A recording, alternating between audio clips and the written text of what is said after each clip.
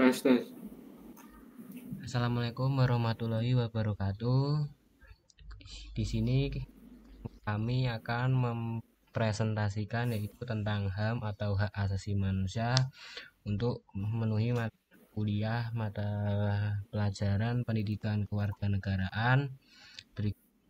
Berikut adalah anggota kelompok kami. Yang pertama,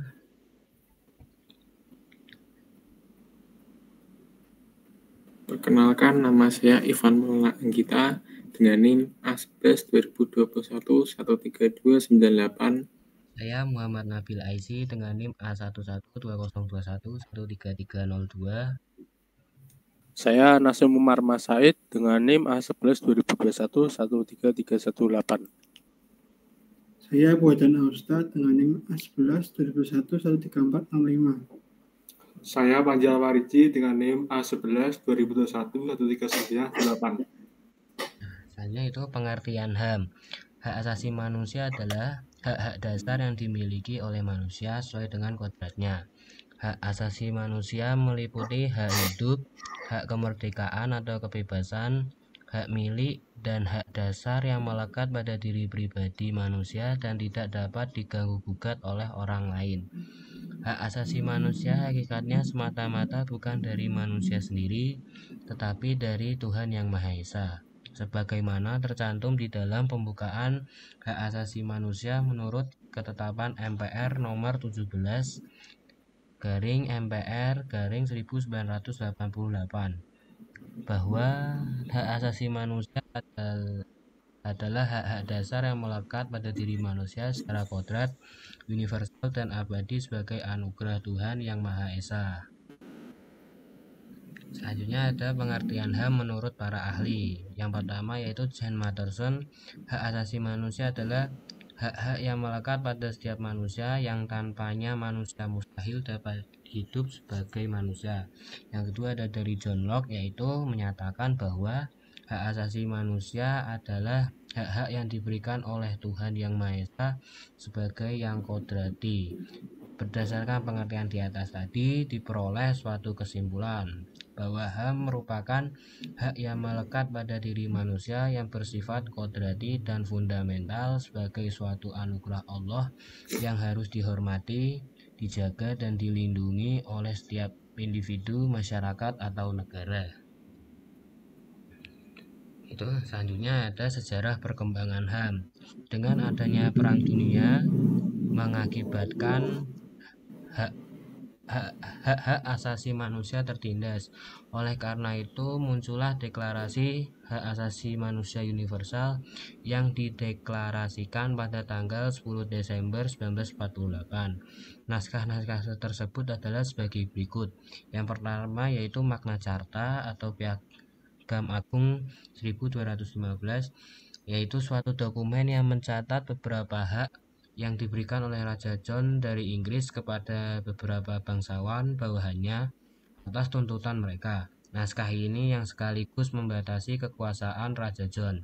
Yang kedua ada Bill of Rights, yaitu Undang-Undang 1689, yaitu suatu undang-undang yang diterima oleh Parlemen Inggris sudah berhasil dalam tahun sebelumnya mengadakan perlawanan terhadap Raja James II dalam suatu revolusi hak berdarah yang dikenal dengan istilah The Glorious of Revolution of 1688. Yang ketiga ada Declaration Destroy the Elhom et du Citoyen, yaitu pernyataan hak-hak manusia dan warga negara, yaitu suatu naskah yang dicetuskan pada permulaan revolusi Prancis sebagai perlawanan terhadap kewenangan rezim lama.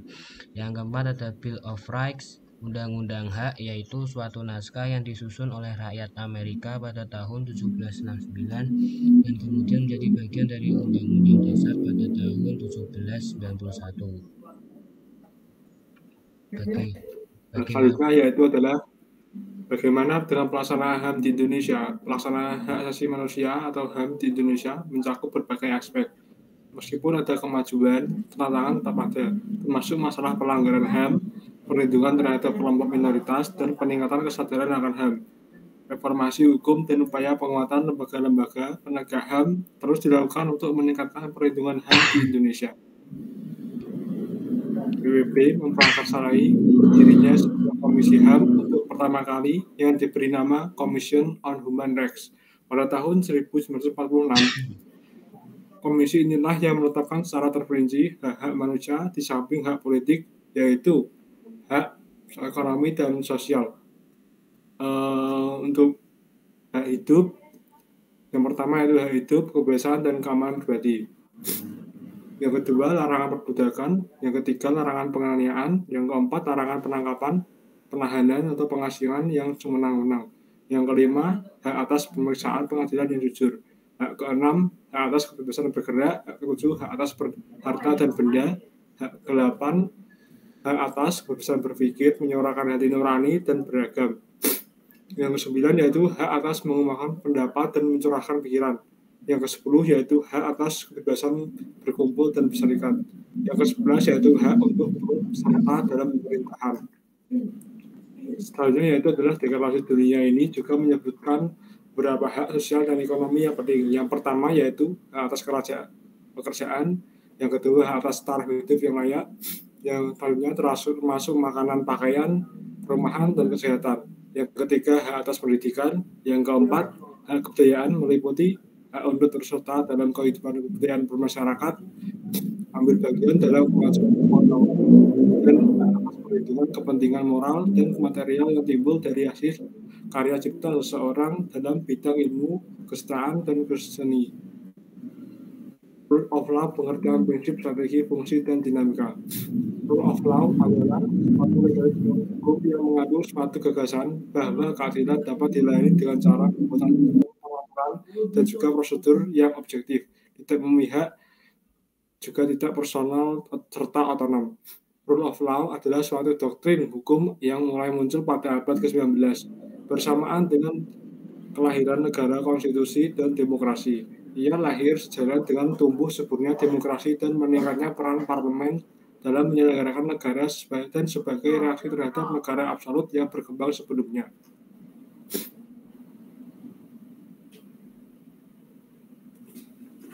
Selanjutnya, Rule of Law, pengertian prinsip, strategi, fungsi, dinamika.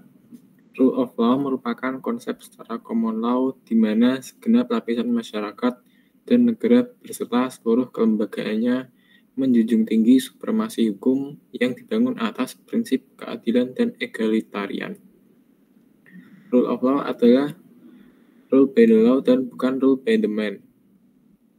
Ia lahir mengambil alih dominasi yang dimiliki kaum gereja, ningrat, dan kerajaan, menggeser negara kerajaan, dan memunculkan negara konstitusi dari mana doktrin rule of law ini lahir. Ada tidaknya rule of law dalam suatu negara ditentukan oleh kenyataan apakah rakyatnya benar-benar menikmati keadilan dalam arti perlakuan yang adil baik sesama warga negara maupun dari pemerintah. Lanjut. Oleh karena itu, pelaksanaan kaidah-kaidah hukum yang berlaku di suatu negara merupakan suatu premis bahwa kaidah-kaidah yang dilaksanakan itu merupakan hukum yang adil. Artinya, hukum yang menjamin perlakuan yang adil bagi masyarakat. Ciri-ciri HAM. Yang pertama, HAM bersifat hakiki, adalah yang berarti hak asasi manusia diberikan kepada semua manusia sejak lahir. Oleh karena itu, setiap manusia harus menjunjung tinggi hak-hak dasar yang sudah dimiliki oleh manusia lainnya. Apabila sama manusia bisa saling menghormati dan menjunjung tinggi satu sama lain, maka kemungkinan besar keharmonisan antar manusia dapat berjalan dengan baik. Lanjut. 2. Ciri-ciri HAM. HAM bersifat universal, yang berarti hak asasi manusia berlaku untuk setiap manusia yang ada di seluruh dunia tanpa melihat latar belakang dari manusia itu sendiri. Dalam hal ini, latar belakang yang dimaksud adalah jenis kelamin, agama, status sosial, ras, suku bangsa, dan sebagainya. Dengan kata lain, adanya HAM bisa mengurangi terjadinya konflik yang terjadi karena adanya perbedaan. 3. HAM bersifat tidak bisa dicabut. Ciri hak asasi manusia yang satu ini dapat diartikan bahwa hak-hak dasar yang sudah ada di dalam diri manusia sejak lahir tidak bisa diserahkan kepada orang lain atau tidak bisa dirampas oleh orang lain. Apabila hak-hak dasar manusia dirampas oleh orang lain, maka sesama manusia sangat mudah terjadi konflik yang bisa membahayakan individu itu sendiri dan lingkungannya. Ciri-ciri HAM nomor 4. HAM bersifat tidak bisa dibagi. Ciri yang keempat dari HAM adalah bersifat tidak bisa dibagi, yang berarti setiap manusia berhak untuk memperoleh semua hak yang sama, seperti hak sipil dan hak politik, hak ekonomi, serta hak sosial dan budaya. Jika HAM dibagi-bagi, maka akan ada manusia yang merasa dirinya diperlakukan tidak adil karena tidak mendapat hak yang sama dengan individu-individu lainnya. Lanjut. Pelanggaran HAM. Pelanggaran hak asasi manusia adalah tindakan yang bertentangan dengan norma-norma hak asasi manusia yang diakui secara internasional. Berikut beberapa contoh pelanggaran HAM. 1. Penyiksaan, penggunaan kekerasan atau perlakuan yang kejam terhadap tahanan atau individu. 2. Penghilangan paksa, tindakan yang melibatkan penangkapan atau penahanan seseorang tanpa dasar hukum yang jelas. 3. Diskriminasi, perlakuan tidak adil atau tidak setara terhadap individu atau kelompok berdasarkan faktor-faktor seperti ras, agama, jenis kelamin, atau orientasi seksual. 4. Pelanggaran kebebasan berpendapat, pembatasan atau penindasan terhadap kebebasan berbicara, berkumpul, atau mengeluarkan pendapat. Nomor 5. Pelanggaran hak atas kehidupan, tindakan-tindakan yang mengancam atau mengambil nyawa tanpa dasar yang sah. 6. Penggunaan kekuatan berlebihan oleh aparat keamanan, tindakan aparat keamanan yang tidak proporsional atau berlebihan dalam menanggapi situasi. Contoh pelanggaran HAM di Indonesia. 1. Kasus pembunuhan Marsinah. Kasus pembunuhan Marsinah terjadi pada 3 sampai Mei 1993. Marsinah merupakan seorang pekerja dan aktivis wanita yang bekerja di PT Catur Putra Surya Poroh. Berawal dari aksi mogok yang dilakukan oleh Marsinah dan buruh lainnya yang menuntut kepastian pada perusahaan yang telah melakukan PHK mereka tanpa alasan. Seperti aksi demo tersebut, setelah aksi demo tersebut, Marsinah menjadi aktivis buruh ditemukan tewas 5 hari kemudian. Ia tewas di kawasan hutan Wilangan, Nganjuk, Jawa Timur, dalam kondisi mengenaskan. Kasus pelanggaran ini pun belum bisa diselesaikan dan masih menjadi misteri sampai sekarang. Yang kedua, kasus penganiayaan wartawan. Kasus ini terjadi pada tahun 1996, tepatnya pada tanggal 16 Agustus 1996. Seorang wartawan surat kabar harian Bernas Yogyakarta bernama Fuad Muhammad Syekhrudin atau biasa dipanggil Udin tewas setelah diserang 2 orang tak dikenal di depan rumahnya. Penyerangan diduga karena penyelidikan dan penulisan Udin tentang kasus korupsi dan manipulasi. Ia dikenal sebagai wartawan yang kritis. 3. Peristiwa Tanjung Priok. Peristiwa Tanjung Priok merupakan satu di antara contoh kasus pelanggaran HAM di Indonesia yang cukup terkenal.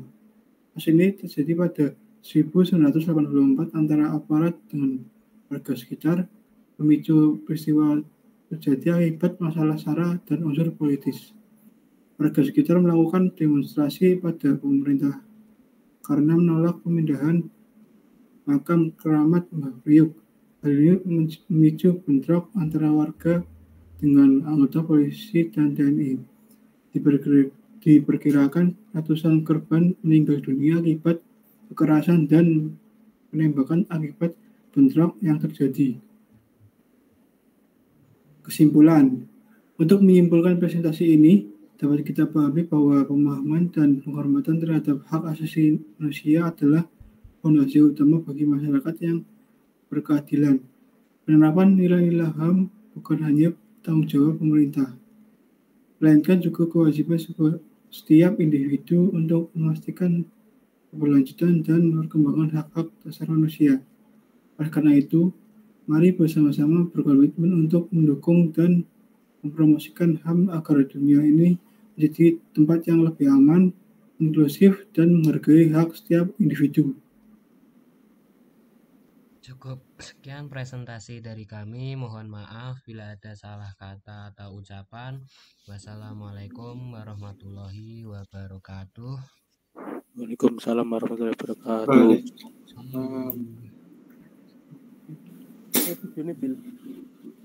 Wah.